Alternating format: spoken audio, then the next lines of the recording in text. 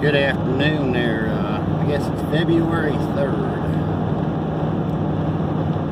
Warm 60s, last 60s degree day here in eastern Colorado.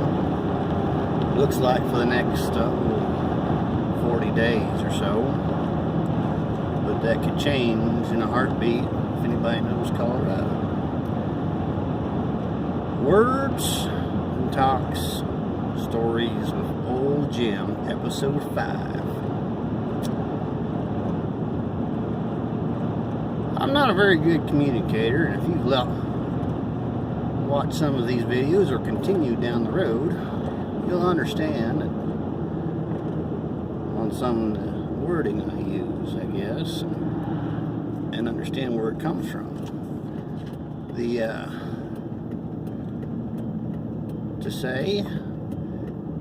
Last spring I decided to step up and had that gut feeling that step into a leadership role or try to apply for it of an organization that I still belong to, I guess. And so I called up a bunch of I called up about a half dozen community members, or tried to, and a few that answered the phone, I asked them what they felt that position should be governed or entitled and stuff. And of course, the guys I talked to are farmers or ranchers, so they live on the outskirts of our operation of this organization. And so they kind of described what I knew, and most of them knew me, and half of them didn't know that other person that applied for it. Or if they did, they didn't trust them very far that they could throw them. Or throw a cantaloupe, I guess to say. They couldn't trust throwing a cantaloupe any further than that person to do that position. But anyway, so I was relying on what these guys I talked to for my answers in the interview process, and because I felt that, it was not necessarily leadership, it was also a management type position over this operation that also entailed,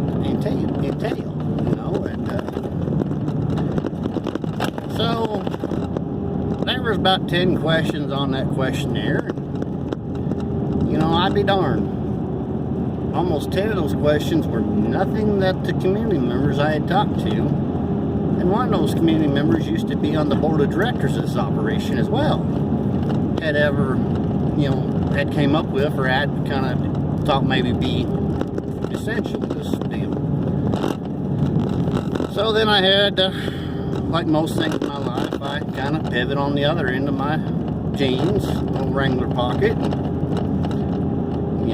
try to analyze the question best to get the best answer I could come up with, and a lot of the answers were from heart, and then I tried to pull the answers from the community members also, and tried to blend them into my answers to fit to these questions, which didn't go so well, I guess. I've had, coming on the end of this month, I'd have 18 years in this operation as a member of this operation and organization. Of course, I have some lack of exposure to meet those on sometimes, because, I kind of fit it in from time to time. It's nothing it's never been a passion of mine, and kind of fit it in like everything else in my life, I guess, a little bit, between my welding or oil pumping or farming or tractor driving kind of operation for people, or trying to put up a little hay sometimes if the summer's right, or even trying to cycle through some friends, I guess, or people, or sitting on the fence waiting for people to come talk to me, I guess. a lot of times they don't come talk to you unless you make a big old clown of yourself, or of course they also tell you that they care. But back to the interview deal, and so, you know, I was kind of skeptical about it. It did felt the looks of these people when they come back, when they're, as I was giving my answers, weren't real great feedback. Because oftentimes myself, when I'm talking to somebody, I rely heavily on the body language, you know, not necessarily the words spoken, I guess, to an answer to a question, or, you know, or a deal. And that kind of goes back to a deal that happened, you know, 18 years ago, the 28th of February, that still haunts me today. And, you know, it was such an important endeavor for those people that day, but they forgot all about it as soon as they went to sleep that night. But it haunts me every day. But so anyways, we were talking there, you know, and I didn't get any much of feedback, I guess, because, you know, I guess it's, you know, if you think about a professional job interview, but also could have been some constructive criticism to kind of tell you what you got wrong and what they felt wrong, and could improve on your situation if you ever felt like the gut feeling to step up versus the other guy's a dreamer and stuff, and you want to be kind of stand in your stride and, you know, move that operation kind of steady and try to pull from all directions, you know, and which has been a heavy disappointment for the last year, sitting there watching how this operation is kind of drowned.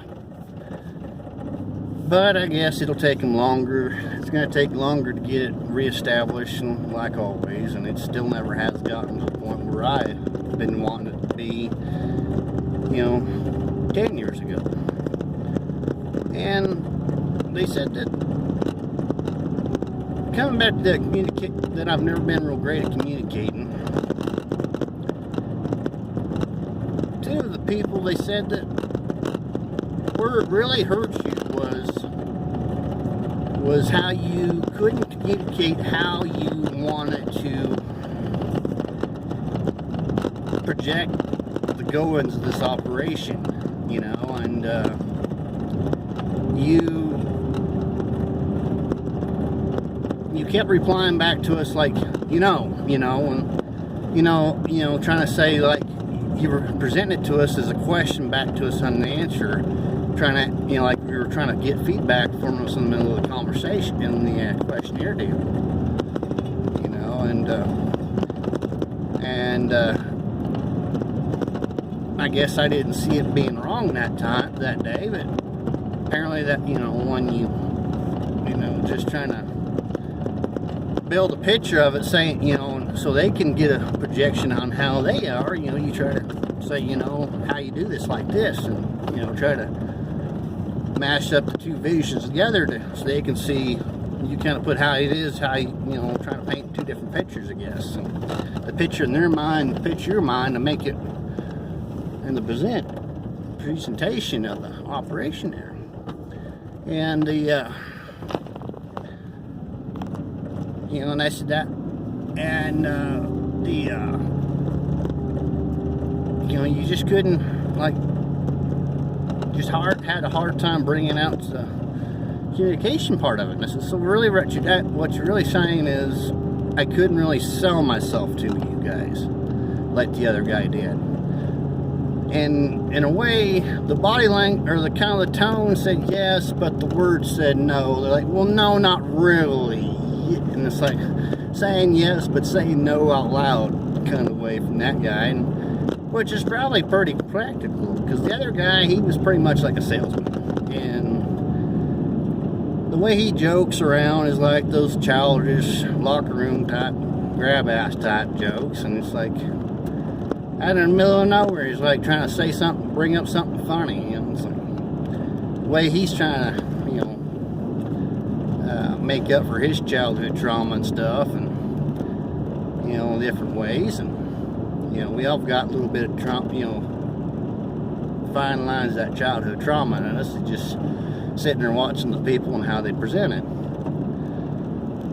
you know, and I always find myself as a decent salesperson, I guess, because I'm more of a direct and like, tell me what you want and I'll go find it, you know, instead of trying to sell you what you don't want, you know. And this other guy, he was pretty much a hustler type deal, always, you know, trying to make it and stuff, and so you kind of get an understanding of that, you know. So it's like, well, all right, but you know, so maybe these videos will try to help maybe get me a little bit more able to talk to you guys. This is getting a little long, but anyways, you know, like I said, we'll use these videos. Maybe I can do a little bit better on my public talking like I've always tried over the years, going back to my speech team days or livestock judging. I was never real great at that kind of stuff, but it did help a little bit, and being around people. And you know, I've never been, like I said, I've never been on the in crowd. I've always been on the outskirts of the groups, you know. And so this is where we're gonna go, I guess. Until next time.